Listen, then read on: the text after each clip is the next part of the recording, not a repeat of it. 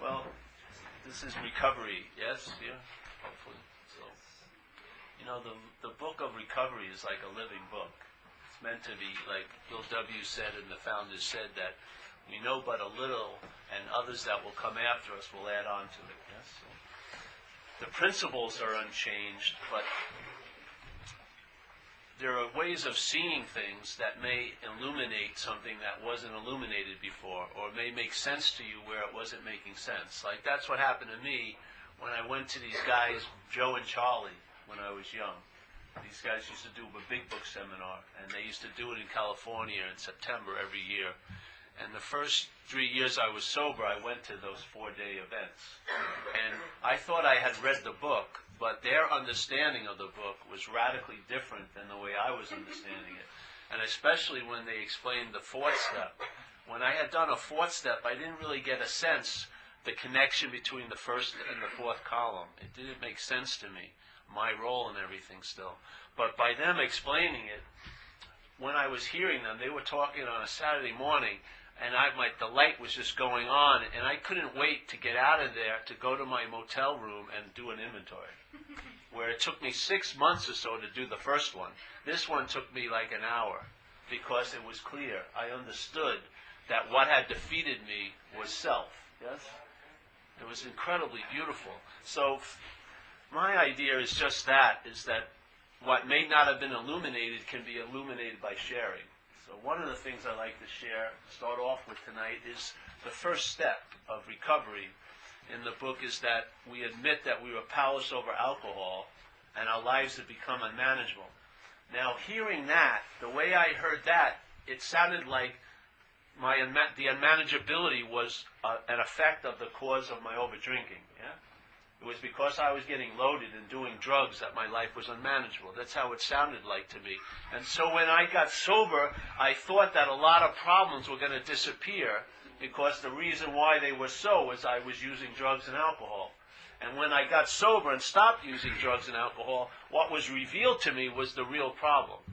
That drinking and the drugs are actually my solution to the problem. My solution to my alcoholism was the drink. What I was suffering from alcoholism, and it was my attempt to manage that suffering, that irritable restlessness and discontent, that causes the unmanageability. It's my solutions that I'm suffering from right now. Most of our lives are about suffering from our own solutions to the situation. So then when you go to how it works in the book, and in how it works, there's at the end it says there are 3 pertinent ideas that we need to be convinced of. Yes? And that our experiences before and after being sober, before and after being sober, verify these ideas. And the first one was that we're alcoholics, yeah, and we could not manage our own lives. Now that sounds totally different to me than the first step. The first step sounds like my unmanageability was caused by my drinking and using. This has totally erased that idea and says, yeah, you're alcoholic and you cannot manage your own life. Yeah? So the real root of the problem to me, after I got sober, was not drinking. I haven't drank in 23 years. But the real problem was managing. Yes? Managing. The desire to control. And then it's really spoken about in the beginning of the third step, where it says the how and why of this whole program, which is a pretty comprehensive statement about any program. If you were going to do a program at a gym and the person said, this is the how and why of the program, that's a very comprehensive overview. Yeah? This is what it's about, bro. So it says the how and why of the program is for us to quit playing God. Yeah? It doesn't work. And there was a guy, a psychiatrist, I met some people in Chicago, I was doing a talk there, and a psychiatrist they knew had done his master's thesis on Alcoholics Anonymous, and he wasn't an alcoholic. And his whole thesis was distilled into one statement. What people in AA are doing is learning how to quit playing God. Yeah? And that's exactly, to me, the root of the problem. It isn't drinking and using. It's managing. It's controlling. It's this head, which I call selfing, yes, playing God. And you can see it very easily. Sometimes you wake up in the morning, and before you even get up, you think you know what the day's going to be like. Yeah? You think you already believe what you're like, and you give very little room, even if the life's evidence is to the contrary, usually you will override the evidence of life to believe that you're a loser or that you're not lovable. Yeah? You'll be complaining that you've never got any acknowledgement, and you'll be sitting in a room full of people that are acknowledging you, but you'll be totally blind to it because of the belief system that's in place. This is playing God. Yeah? So then there's another statement that's very important to me in the book, which I think, again, focuses more clearly on the root of the problem. And it says that self, yes, is what has self manifested in various ways. So manifested means it appears in various ways. So self, appearing in various ways, is what has defeated us. So it separates us from self right there. And I know how I got defeated by self is I was identified as self. If you ask everyone in this room what self defeated them, it would be myself. Every one of us would have the same answer. It would be myself, myself, myself, myself, myself. And maybe if you were obsessed with a woman or a man, their selves for a month or 8 months here. But basically what's been doing it to you for a long time is my, M-Y. And to me, that's the act of identification. Yeah? So here, it says, being convinced that self, manifested in various ways, is what has defeated us. Yeah? Now, and then it says, we will now look at its, meaning self's, yes, common manifestations. And it says, the next paragraph begins with the word resentment. So, in my view, in my humble view of this program, the fourth step is really about taking an inventory on the expressions of self in your life. Yes? As if self is a foreign installment, or I like to call it a parasite. To me, alcoholism is just an extreme subdivision of self-centeredness.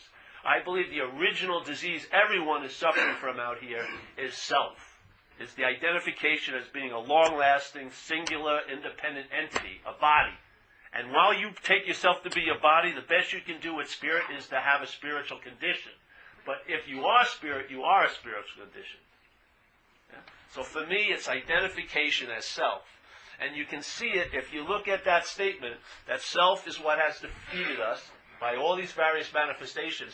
When you experience fear in your life, what do you call it? Your fear, yes? When there's a resentment in your life, you call it my resentment. When you act out, I acted out. You're claiming the expressions of selfing in your life. That's the act of being identified. To me, that's the root of the whole dilemma. And selfing plays God. Your head tells you how you're like, how you're going to be like, how it was like, how it will be like. You know what it's going to be like when you go to work that day. And you haven't even arrived there. Some people, they go home and by around 9 o'clock at night, the head tells them how their day was. It says, you had a really bad day. You would imagine if you were actually conscious, you would know when it was bad during the day, don't you think? Why is it that we're on a time delay and something tells us how things are and how they're going and what's going to happen? This freaking thing. It's like the Greek oracle that's never been right. It's constantly prophesizing. This is going to suck. Nothing's ever going to happen. I worked with so many people, and the main thing they were worried about in beginning recovery, I'll never have a girlfriend. And they would just complain, I'm never going to have another girlfriend. And then they'd have a girlfriend, and they'd complain about having a girlfriend for months. But their whole belief was, I'll never have a girlfriend. I used to have them write down the date. I want you to write down the date so that I can tell you when you have a girlfriend, the date. Yes? I want to tell you this because I'm tired of hearing it constantly. I'm not going to be. This is called playing God. Yes? And when this is playing God, the whole how and why of the program is to quit playing God. How are you going to... So, okay, in the book it says the root of the problem, in their view at that time, was obsession with self. Yes, everyone agree? Have you read the book? It says that's what we think is the root of the problem, being extremely concerned about you. Yeah? I don't believe that's the case. I believe it's identification as a self. I'm going to use a lot of examples, but let's say in life the thing I was most obsessed over was cocaine. Yeah? I mean, I loved coke.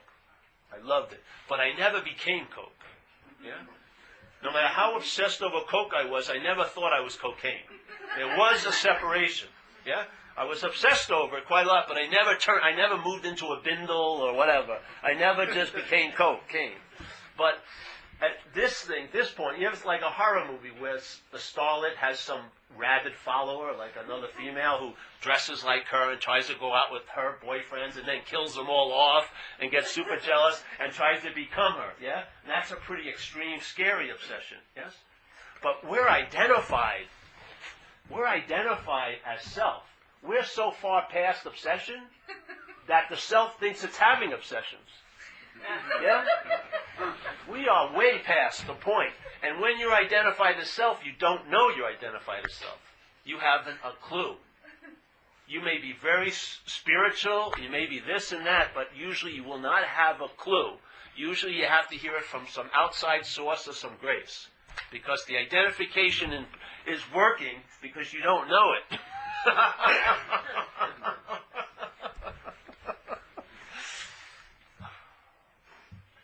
And you'll know the problem by the solution, I'm telling you. If you entertain you're not that, I found that you'll start traveling lighter consistently. Yes? It won't promise to change the geography of your life, but you'll travel lighter over whatever's planned for you as an action figure. Yeah? And what more could you want? Yes? And you know the problem by the solution. If something works that radically, you're onto something. So for me, I think the obsession with self is how the mind, the conditional mind that's identified as self, reinforces the identification. Yeah? Because it's not a natural bond. Yeah? It says, please relieve us of the bondage to self. What's bonding us to self is the daily narrative, yes, in your head. Isn't it? It's thoughts that are called yours. One of the greatest reliefs I had in the beginning in AA, I came to AA suffering from that incredible feeling of terminal uniqueness. I don't believe anyone can understand me. No one's done what I've done. No one's thought what I've thought. No one's felt what I felt. And then I'd be in rooms and people were sharing my feelings and my thoughts. And they'd done what I'd done in certain situations, in the exact same situations. And after a few months, I could only come to two conclusions. How did they get my thoughts? How did they get my feelings? How did they get my actions? Or they're not mine. Yes? I would call them alcoholic thoughts, alcoholic feelings, alcoholic reactions. It's like I don't identify with who you are, but I do identify with what's taken you over. Because the same parasite called alcoholism has taken me over. Yes? And the parasite of alcoholism is incredible. Because it is, as you know, it's a hostile takeover, yes? When you are taken over by alcoholism, it's not a nice ride for the host. It really isn't. Even physically, you lose teeth, limps, everything else, you know. It's just freaking, it's not a nice takeover. So, for this parasite to take you over and have you submissive to the takeover, which is the real deal, it's how to have you submissive when all your natural reactions would be to throw the parasite off, is that it convinces you you're the parasite. It presents an idea of you called selfing, and you believe that's what you are, what it's implying. So the mind that you're in can never entertain being free of it, because how could it entertain being free of you except by killing yourself? And that's what some people do in recovery. They never drink again, but they commit suicide. Because the problem, they can't see the possibility of being free from it because they're identified as it. Yes? Your mind can never entertain being free from you unless you die. It can't. Yeah? But if you entertain, I'm not that, the immediate sense that you get is I could be free of it. I don't have to therapize it anymore. I don't have to try to get its self-esteem. I don't have to try to civilize it. I don't have to make excuses for it or rationalize it, or blame others for its behavior. I can just entertain I'm not that. So I saw the big difference in thought is the my of the thought. Yeah? Because I noticed that someone can be, I call it selfing, because there is no self. It's an appearance that selfing produces. So if your mind is attentive to the narrative of being a self, that's what I call selfing, you'll feel like you're a self. And if you feel like you're a self, the best you can do is maybe have spiritual experiences, but you'll never entertain that you're truly a spirit because you think you're a body.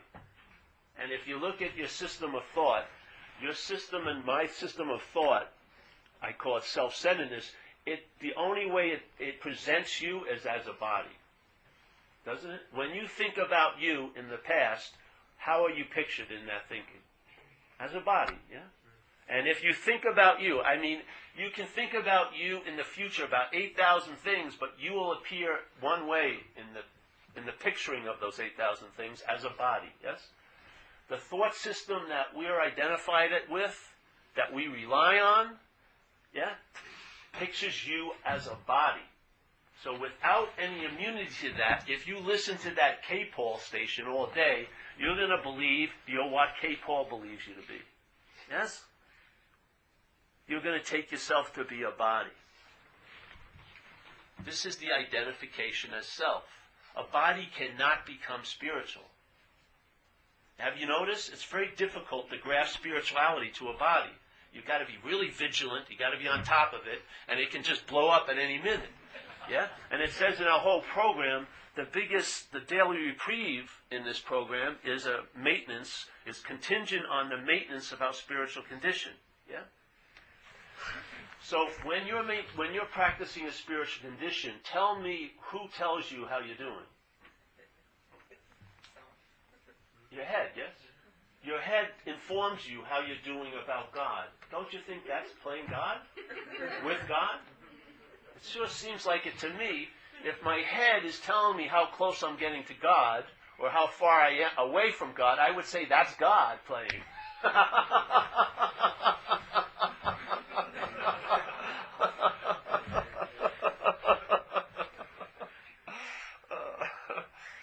There is a solution. I'm serious. I mean, there is a solution. I mean, a radical solution. A solution. See, we've been conditioned to believe certain solutions don't really last. Yeah, we believe problems last a long freaking time, but solutions to them tend not to really last long. We have to re-up constantly. You very rarely re-up with the problem. It just seems to have its own life, doesn't it? But the solution has to be invigorated, and you don't seem to have to invigorate the problem too much. But you have to invigorate the solution constantly. But there is a radical solution that's not bounded by time so much. Yeah? Because if it's like in the third step in the program, it says, we surrender ourselves to a higher power of our own understanding. Yeah? What I found is I want to know a God of its own understanding. If I know a God of my own understanding, it's going to be a very weak God. And it's not going to be always available at all times. Its availability will be based on what I do or don't do, which is playing God to me. Yes? So selfing once again takes over and is the center of the universe. I much rather know myself to be what God imagines me to be instead of knowing God as me. Yes, fuck. So, this idea of thoughts, let's say you're working with someone and they come over to your house and they're sharing. There's another aspect of selfing. It lives in a realm of time, yes? So, in the thought system that is running our life, past and future is more important than now, if you notice, yes? Most of the thoughts don't really give a shit about now. They're about then and there, yes? So, a lot of our experiences here that we call fear are really not fear. They're mental anxiety. They're really an anxiety produced by our mind thinking about something in the future or the past, yes? And in fact, really, the future and the past has one quality. It's actually not happening. It is not happening now. There's no airport I can land in the future, and then rent a hotel room in the future. Yeah? And I can't go back to the past, and go on a little, junket. Yeah? All you travel there in is in mind, yeah? Thought. And if you had a picture of yourself in this room while you're thinking about next Friday, the evidence would be you're here on this Friday. Yeah? But the thoughts go into next Friday, and in what's not happening, anything can happen. It's a very important idea to have, that in what's not happening, anything can happen. In other words, your mind can entertain you're going to be destitute next weekend. Your mind can entertain that your girlfriend is going to sleep with your best friend next weekend. you can entertain you're going to have cancer. Yes? And what's going to happen is your head will make up this thing, this idea, and put it in this place called the future, and then we'll think about it now. Yeah? Think about it now. And while you're thinking about it now, the meaning you gave it is going to produce an effect. You're going to feel anxious. Because usually what we're picturing in what's not happening is quote-unquote bad for us. Yes? Terrible things are going to happen. And so what most people are calling fear isn't actually fear. Fear is a valid emotion. It's mental anxiety. Yeah? And you don't seem to have immunity to it. Yeah? Yet, if someone else came over your house that you were working with and started talking about the fears they have or anxiety they have about what's not happening, their what's not happening would not affect you. Yes? No matter how serious it was being taken by them, it would have little or no effect on you. Really. You'd be sitting there, and it would be like they're in an emotional blizzard. You'd be dry as hell, yeah? And you're wondering, what's the big freaking deal? Because to you, it's not happening. Yeah? And to everyone else, truly, it's not happening. And actually, to the person that thinks it's happening, it's not happening. Yeah? So, what would be the solution to the ailment of being obsessed with what's not happening? Obviously, the recognition that it's not happening. Yeah? So, thank God, while what's not happening is being entertained by our head, there is something called what's happening. Yes? You may not like it, but this is what's happening. And in what's happening, it has a quality that what's not happening does not have. Anything can happen in what's not happening, and only one thing's happening in what's happening, but the quality is that it is happening. Yes? So, in a sense, it has more of a substance than all the thinking about what's not happening. And if you can just see that you're here, yes, you have an immunity to what's not happening. Yes? You have an immunity to it. Why? Basically, on one fact, it's not happening. Yeah? And how much, can you imagine going to a therapist who specializes in what's not happening? How long would this session be if he or she was a good therapist? It'd be like 1 minute. Hey, bro, it's not happening. Oh, but what do I need to do about it? Absolutely nothing. It's not happening. Wait a minute. It sure seems like it's happening. I know, yet it's not happening. That's your solution. Yeah? But how are you going to have that solution if you're identified as something that's actually not happening? You as a body and a body alone. Yeah, jeez. So, the idea of thought, people think their thoughts are driving them crazy, but it's not thought, it's their thoughts. Yeah? It's the act of being identified, because I'll tell you, when it's about someone else, you have an immunity to it. It's when the same thoughts are in your head, they're held totally different than when they're in someone else's head. Yeah? You have an immunity to their dilemmas, but you have no immunity to the exact same advertising when it runs in your theater and it's felt like it's mine. Yes? Or it's about me. So to me, the active root of the problem is identification as self, which is the act of playing God. Yeah? That's what it does. To me, that's the act of disease. So after the drinking and using stops, the real deal shows itself. Yeah? That gnawing need to get relief, because it's insatiable. It's insatiable. It's like most people are it's like slavery. All you're trying to do is get relief for self instead of getting relief from self. Jeez, and that's why St. Francis and these other people said, like, it's in self-forgetting that you're reborn. It's when you die to the self that life really starts.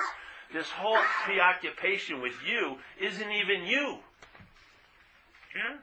You didn't even have a sense of a self when you were first born. The research shows it that the baby for the first year or so has no idea of being a self or other. We grow into it. It's a mental process that produces the sense of being a self, and it produces it by selfing. Yeah? A mental stream of thoughts that encompass the whole story of this place, picturing you as a body. They can't think of you any other way. Even when you think of yourself as a spirit, you're thinking of yourself as a spirit, as a body. Yeah? So for me, the whole solution was, I'm not that. Yeah? So I got a clue when I started realizing, Jesus, I'm not, these aren't my thoughts. And the first leap was I held them as alcoholic thoughts. And when I held them as alcoholic thoughts, what happens? I got some relief from them. They didn't have total domination over me because the my was starting to get broken, yeah? Then after a while, I realized all the thoughts aren't mine. I'm not the thinker. It's like, it's amazing. You and I can't even take a shit when we want, yeah? Have you ever had to take a shit when it was totally not, it was a very bad opportunity, moment? Yeah. You can't even control it. No one here is digesting their own food. It's like, you don't have like a lineup and you're digesting like the burrito from Thursday and the pizza from last night, and I'll get to the ice cream later. No. Your role is very limited. You bring the food here, and that's it. Yes? Everything else is done accordingly. So here I am. I can't pump my own blood. If I did, I'd be dead already. I'd think of something and forget to pump it. My heart would have given out already. All of this stuff is totally involuntary, and yet, on the most subtlest activity of the body and the brain, which is thinking, yeah, you can't even see thought. Like when you take a shit in the toilet, yeah, it would be it's a logical assumption that you did it if you're identified as a body. Yeah? If you're identified as a body and you look down and you see something in there, there's an immediate connection. Hey, I took a shit. Yeah? I'll give you that. It looks like you are the one who shit it, but it was the body. But you're identified as a body, so yeah, I took the shit. But here is thoughts which you can't weigh, you can't see them. You can't see the thoughts. I cannot open up your head. Oh, there's a thought about Philadelphia in there. I can't see them. Yes? Yet, your reaction to being aware of thoughts is, I'm the thinker of them. Isn't it? You believe you're doing that when you can't even take a shit. You can't even digest the burrito. If someone said, digest the burrito without putting it in your mouth, you could not do it. It would be, how do I digest it? Yeah? But thinking, you think you're the thinker of it. If you are the thinker of it, stop thinking. Yeah? See if you can. The point is, the selfing, yes, the disease in action, gives us a feeling that we're the doer and the haver of things, yes? So when some activity or verb is noticed, like thinking, the assumption in my head is I'm the thinker, yeah? So life is truly conscious contact. That's what actually life is. Seeing, hearing, feeling, tasting, touching. Yes? That's what engages this apparatus, consciousness, with life. Is seeing, hearing, feeling, tasting, touching. Yes? And seeing thoughts just like the eye sees a bird. The mind sees thoughts. Yeah? That's conscious contact. What occurs is the conscious contact is happening at all times. The mental reaction to it is claiming it. I'm the one who's seeing. I'm the one who's thinking. I'm the one who's digesting this food. I'm the one who's hearing. I'm the one who's feeling. Yes? The selfing claims like the beingness of God as something you're doing. I'm the one who's conscious. Yes? But in fact, consciousness is prior to you. Your reaction to consciousness, your mental process reacts to consciousness and says, I'm the one who's conscious. So it makes itself the noun, and you're actually playing God. Because God would be that verbing of conscious contact, and you're playing God. You're thinking you're the one in contact. Yes? And then that root of the problem of playing God just geometrically, you know what geometrically progresses means? It compounds. Boom, boom, boom, boom, boom, boom, boom. And now most of us are living on the consequential level. It's like we're living in a hallway of shit and fans, yeah? We only know the shit hit the fan after it hits us in the face, which is very, very slow time, yeah? You'd much rather see the fan and see what turns it on and see what moves the shit in front of the fan and then see what causes you to go, what's happening? You would like to limit the shit and the fans in one's life. It's like about being awake, yeah? To being awake, not to let your life go by and have your mind tell you what you've missed. Yeah? But present. And you are present. You can't escape that. How the mental processes deals with it is it claims it. It makes presence a verb it's doing. Presence is spirit. Presence is awareness. You're conscious. That's awareness, yes? Presence is spirit and awareness. The mental process cannot erase that. What it does is claims it. I'm the one that's present. And when you believe you're present, you can believe you're not present. And that's what most of us do. This is everything. All the other senses are circular, yeah? You see something, comes back. The mind is binary. It's dualistic. It's yes, no, good, bad, high, low, close, far, day, night, yes? Very extreme, swinging. So let's say you believe that you're conscious, you're the one that's doing it, you'll believe that you can be unconscious. And based on what? I didn't do the meditation today. You'll still be playing God, yeah?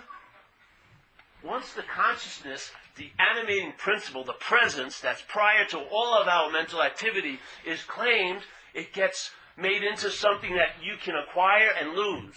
Yeah? Haven't you noticed that? You believe you did something to produce something immediately, and maybe you wanted to have that thing, and you worked hard, and then finally it seems to have been produced. You immediately get worried that you're going to lose it. You can't, if you think you have something, you're going to entertain, you can lose it. It's just the way it goes in the head. Yeah? But what happens if you don't have it, you can't lose it? Yes?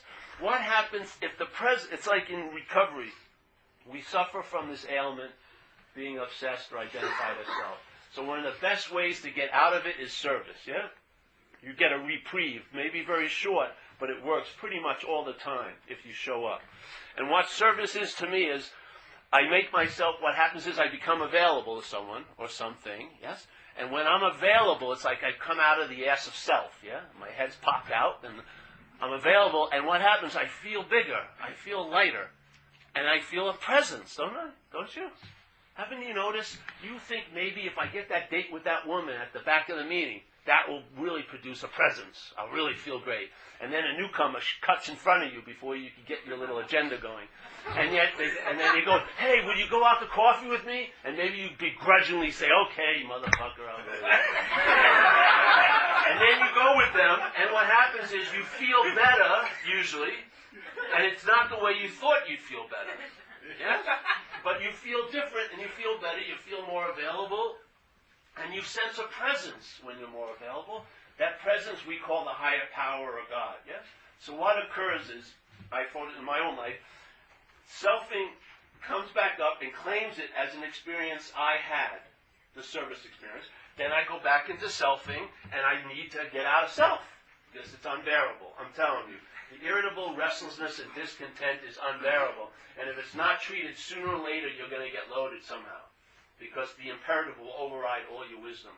If you are not satisfied for a long period of time, you're apt to do almost anything. Yeah? So I get out of, I do another service, yeah, I help you. Hey, bro, what's going on? How you doing? Nice to meet you. Yeah. You have a sister or anything? Oh, no, okay.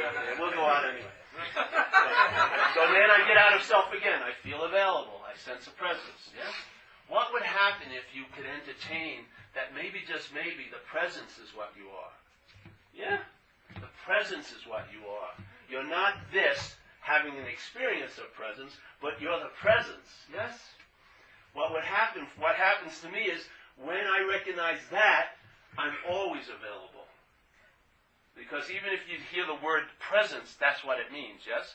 It's not past tense, nor is it future tense. It's presence. It's only and always now, yeah?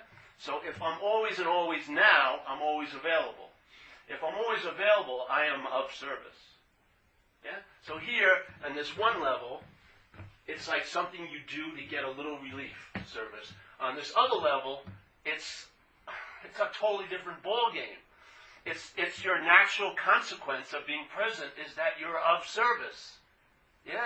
This way, you're basically not of service unless you do something to prove that you're of service. To who? Your God. This understanding, you're of service no matter what the head's saying. Why? Because you're always available. Why? Because your presence. Yeah?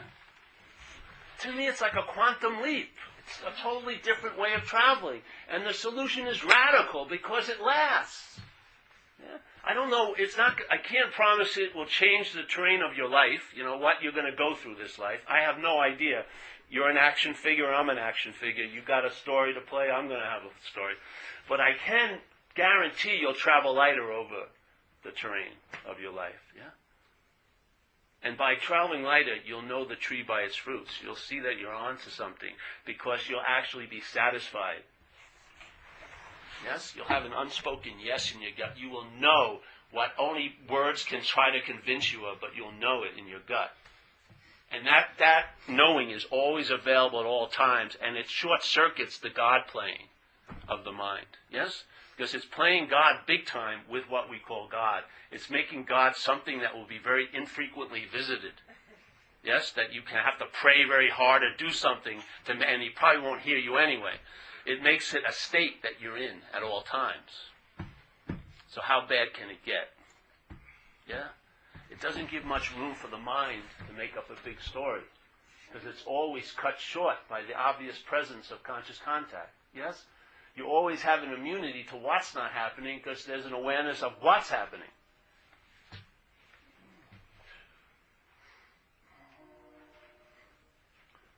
And I'll tell you, no matter how much you want to believe in philosophies and everything, the best answer to dissatisfaction is satisfaction. A sense of okayness and well-being will smooth out a lot of the beasts. Yes? A lot of those deep mental grooves that seem to haunt you will dissipate because you're satisfied. Yes? Not you satisfied, there's satisfaction. And after a while, there's no disputing it. Yeah? You don't have to convince anyone else. There's just the joy of traveling. Where before you wanted to get out of here at all costs. All I wanted to do was transcend this place before. Yeah? What happened when I was young? This place flipped me out. I had a lot of people I liked die when I was young, when I was 9 years old. And it was unbearable, the feelings that brought up. So my rest of my days was to make those feelings unreal at all costs. And so I spent a lot of time trying to make things unreal. But the more I made them unreal, which was managing, they were real. The more I tried to make them unreal, the realer they were. Until I got sober and I let them be as real as they wanted to be, and they showed me their true nature. They're unreal. They have no hold on me unless I believe them to. Yes? There's an ability to be free, so you can just walk in a room and not be obsessed about what you're thinking about. Is anyone seeing me? You know? Can you imagine how many times have you spent going home at night and having your head represent the day and point out all the things you missed and all the opportunities? If I would have only done this, everything would have been great for the rest of my life. How are you going to feel if you believe that?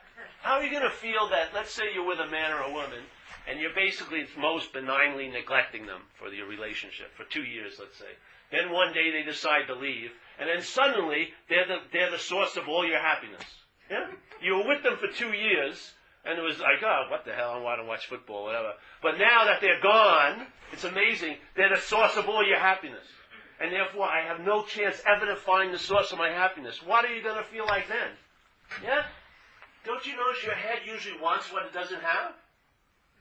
Yeah? Why? Because if you don't have it, you're going to miss it. And the wanting is going to amplify the missing. Yes? It's going to create exquisite suffering. If you live in wanting what you don't have, that's a petri dish of exquisite suffering. And it's so obvious that you had the things that now you're telling yourself you really wanted. You've had them before, and how did you treat them? It's all bullshit. It's all the disease of selfing. The parasite does not want to let you go. You're not going to die early as an alcoholic and an addict. You're probably not. You're going to be walking around with limps and abscesses and missing teeth. It's unbelievable. We're like cockroaches. We can't kill it. Because the parasite only has one you. It ain't letting you go. No freaking way. It's got plans for you. It wants your life. Yeah? And we're giving it to it freely, out of ignorance. We have no idea. Every time it expresses to us, we say, it's me, my feelings, my thoughts, my fears. It's incredible.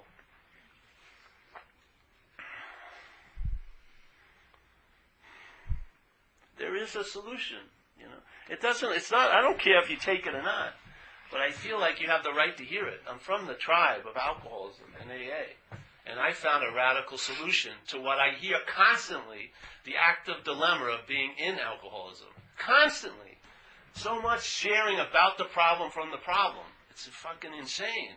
There is a solution. There's a difference when you share from the solution about the problem. See, the thing is, if you're identified as self, yes, if the active identification is in place, any knowledge you get about self is self-knowledge. It's like it says in the book, it will avail us nothing. Why is that? Knowledge seems to be very valuable. But if it's self-knowledge, it avails us nothing. So any knowledge claimed by self, which is at that point you, will definitely neuter what that knowledge could maybe bring, which is freedom from self. Because you'll take that freedom from self and use it for self. Some people, iron chains bind them, other are gold chains. It's still bondage to the idea of being a self. Yeah? And there's a radical freedom available in the program. It's all laid out. The principles are sound. You can get your basic external life somewhat even-keeled so you can start entertaining something else, yes? Not all the consequential situations, but you'll have time to entertain the space of what's happening, yeah? The presence. I mean, we cannot believe that I stop here, yeah? And then you start here. Come on. If you close your eyes, do you see like made in China on the inside of your cheekbone? Is this all that you are? When you close your eye, do you feel like you're limited here? Like they said in the Bible, the kingdom of heaven is within you. If you take yourself to be the body, it's a very small kingdom, very skinny, this one. No parking whatsoever in the kingdom of heaven. The kingdom of heaven within you, the you it's speaking about, isn't a body. Yeah? It's the you of what we are, the spirit. Of course the kingdom of heaven is within that, because everything is within the spirit. Yeah? But how could he take that statement, the kingdom of heaven was within you, as if it's in a body, and then it's not anywhere else, you know? Jeez, I'm saying we're so self-centered. This disease is incredible. You ever see those movies when someone dies, and the person's hanging right over him, say, you can't do this to me. I mean, they're telling the person that this is an intrusion on their life, that they're dying. I'm sorry, I'm passing away at this inopportune time. Come on, you can't leave me right now. Give me a fucking break. This is self-centeredness to the extreme. Yes? Everything has to be seen as it pertains to us. You don't see the drenchiness of the disease? But there is a solution, you know? The 12 steps can clear up a lot of stuff so that you can entertain freely. It's like, it doesn't build the mirror, but maybe it cleans it off so that there can be a clearer reflection of life, yes? So that there's a sense of the conscious contact instead of the thoughts about it, yeah? Instead of relying on thoughts about what you saw, just enjoy the seeing of it maybe. Sense what it's like to see something, yeah? Instead of having thoughts about what you've seen. Yeah? It's a different way of living, and it's available. Each and every one of us has fulfilled all the requirements. You are conscious. You are consciousness. Yes? But not as a body.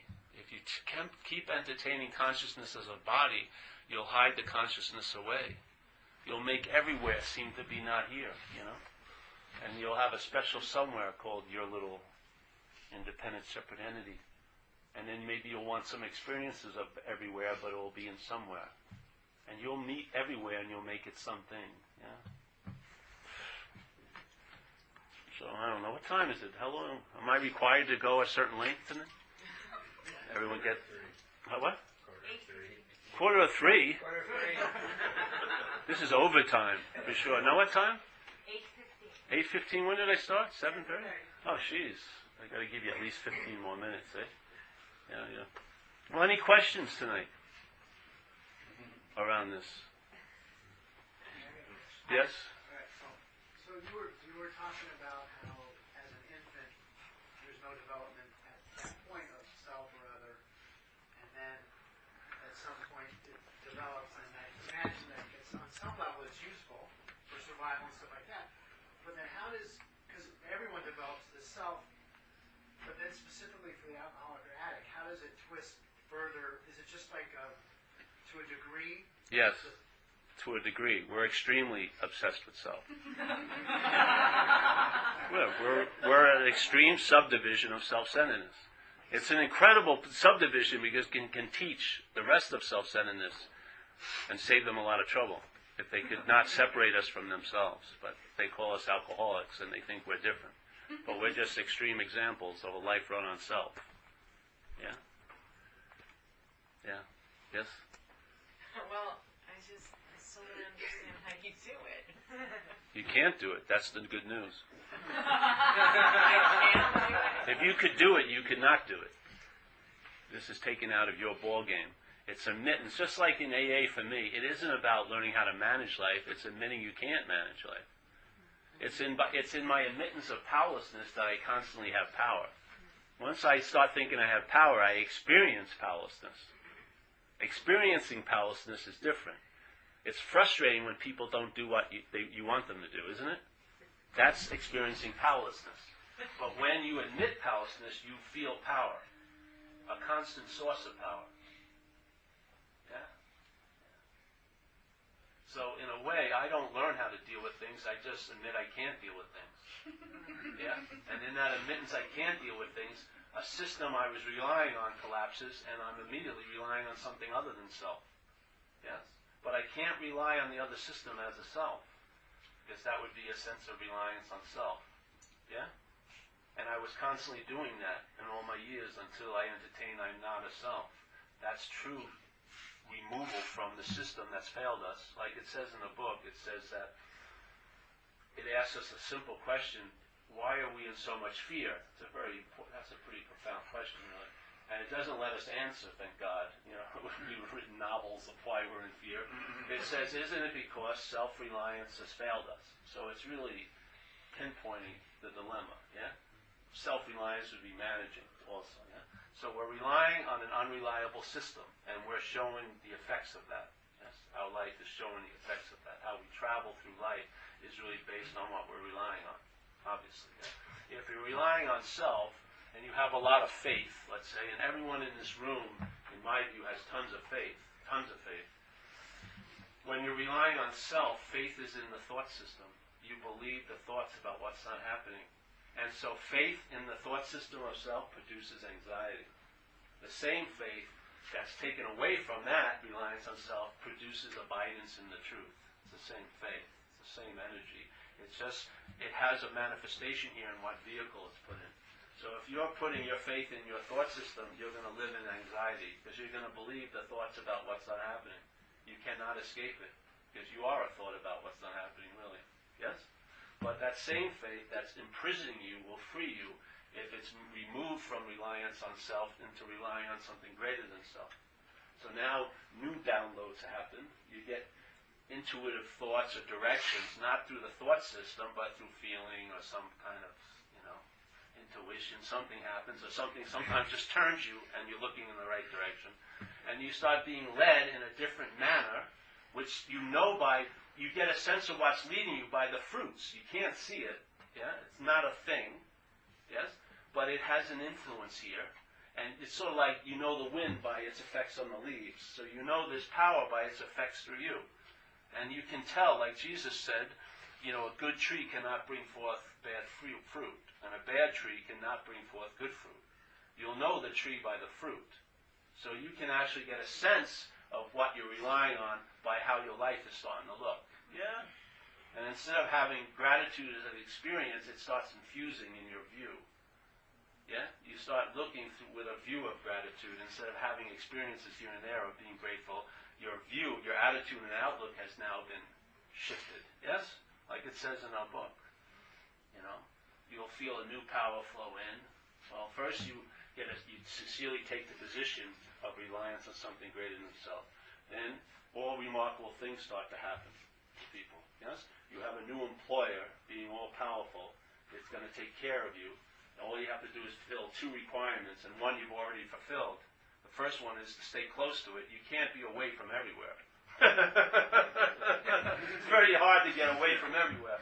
So that requirement's filled, and then it says to perform his works well, so service, yeah? And then after a while, after that sincerely taking that position, it gets established. Now, the results totally shift. Yeah? Totally shift. Now, the results are you feel a new power flow in. Yes? You are able to enjoy peace of mind. Peace of mind is a state of mind that's available at all times, actually. But your ability to enjoy it isn't. Yeah? So now you have the ability to enjoy peace of mind. Because peace of mind without enjoyment, what the hell is it? Doesn't mean anything to you, does it? So, I can now enjoy peace of mind. And then the funny thing is, I always like to tell a story. You'll learn that you can face life successfully. I think I shared this last time, but I like this story. I remember the first AA dance I ever went to was the last AA dance I ever went to. I was about less than a year sober. I go to the first AA dance, and I'm on the men's side, you know? And then there's a disco ball and a big area, and there's the women's side. And I had drank about 6 Calistogas, you know, because I didn't have beer, so I just giant carbonated bubble, and like my security, I just keep drinking it. I didn't know what to do with myself. So then it was sort of decided, we got to break the ice. So I was sent like as a scout to the women's side. And there was this woman I had been seeing in AA that I liked, you know, I felt like I liked her, felt good energy. So I walked up to her, yeah, and I got up to her and I asked her, hey, will you dance with me? And she said, no. Yes? Now, this brought about a feeling my life was all about avoiding, which was rejection. I played my life as so small because I was afraid to fail, yes? The only thing I was good at was getting loaded. Yeah? But the real edge of life wasn't getting loaded, it was receiving unconditional love or going to a job interview. That was living on the edge. Shooting up and getting shot at was nothing. Yeah? So here I was, she says no to me, and I shrink up. Oh, myself just went into the raisin thing. So I turn around, and now the dance floor looks like a minefield. And I start, and the disco ball is like a spotlight, and everyone's watching me, thinking, no one wants to dance with them. And my mind's just selfing like crazy. I get to the other side, and I realize it didn't kill me. And the whole fear of rejection was that it could kill me, and it can't. Yes? And so I started to learn how to face life successfully in AA. It was incredible. Then it says, another aspect is you will now feel the conscious presence. Yeah, unbelievable. The conscious presence. In other words, when you're totally self-conscious, the conscious presence seems absent, doesn't it? When you're totally in you, it doesn't seem like there's a presence or a God, is there? But when you lose interest in yourself, then this conscious presence is available. Yeah? So you now start feeling this conscious presence, and then basically it says you're basically reborn. Yeah? This is before the third step. It's describing what power the principle of relying on something greater than self has offered us.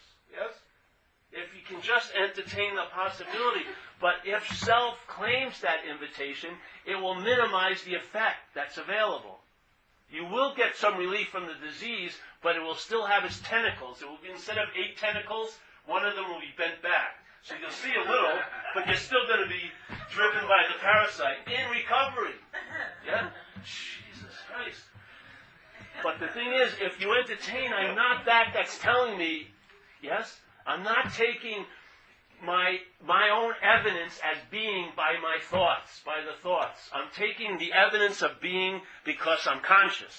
I'm taking that to signal what I am, the consciousness, not the thoughts informing me of what I am, but the true information of being alive, consciousness, yes? If I'm not that, then these things they talk about in the program, I've had every one of the problems that are described in the program, I've had personal experiences of, and the same thing with all the solutions now. All the solutions. When it says you'll cease fighting everything and anyone, not just alcohol, but anything and anyone. You will be placed in a position of neutrality with no effort or thought on your part.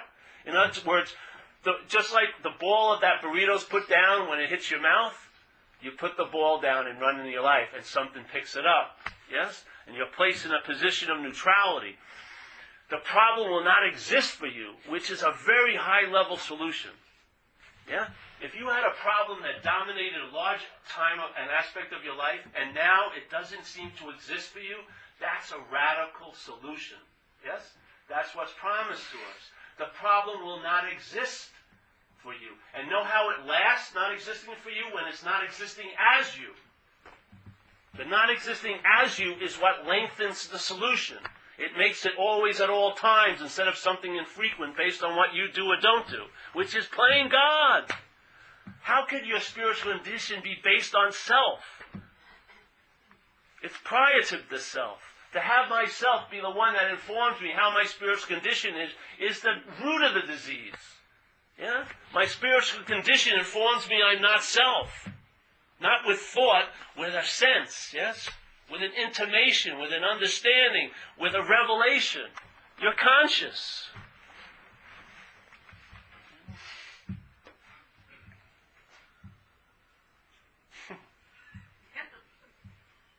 And this isn't a draft or a conscription. Heads will hear this and they'll beat themselves up with it. It's not that.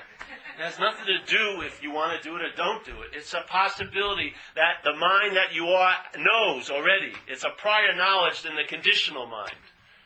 Now, will it be triggered or not? Who knows? That's not up to us. But the offering is available. And that's how I found out. I had to hear it from someone else. And when I heard it from someone else, I started to entertain the information they offered. And I entertained it, and it became alive information in my life. It actualized itself. It wasn't a book I read on a Saturday after I went on a high-level retreat with massages and, hot tubs, and then I felt a little better for an hour, and I read some profound stuff. It actualized in my daily living. Yeah? Yes. So it's represented. We have it here in AA. We call it the pause. Yes? You ever know the pause? It says pause when agitated. The pause, if you had 3 pauses in your life, your whole life would look different. In certain situations, if there was a pause and it wasn't a knee-jerk reaction and emotional feelings weren't followed by action, your whole life would look different. The pause is like an eternal moment in time. Yes? That pause is truly a free sample of what we are. We are that pause. We're not the one that's having an experience of it. We are that pause.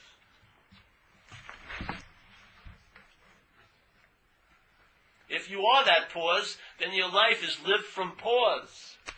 Very nice, eh? Shit happens, of course. Your mind is selfing constantly. But the thing is, you don't believe you're the noun it's presenting anymore. There's a conviction, I'm not that. And then instead of knowing everything, you find out. Yeah? If you, in this world, when you're 8 o'clock in the morning, how does life present itself to you? Let's say it's a card game. The only card you're going to get at 8 a.m. is the 8 a.m. card. Yeah? You're not going to get the 4 p.m. card. The head wants to know what the 4 p.m. card's going to be. And without having any knowledge, you'll make up a story about it so that you can have a secure feeling the day's going to suck or whatever. Yeah? But in fact, life gives a card each moment. And you don't get the next card until the next moment. Yes? This is about living how to find out instead of knowing.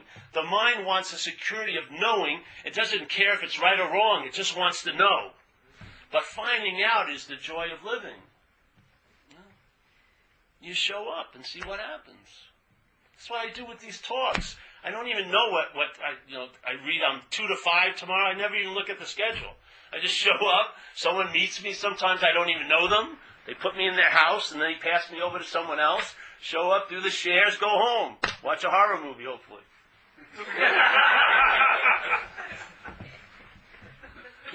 It's like, what do I need to do? It's not for me. I don't have to study. I don't have any written script. I just show up and see what happens. Because it's not about me. It's not from me. This has nothing to do with me. That's why it can't be fucked up. If it had something to do with me, many nights I wouldn't show up. Because my idea was, I can't do it tonight. Obviously. But it's not about me. That's the good news. And life, I was going to write a book, and it would be called Life Without Paul. And it was such a great book.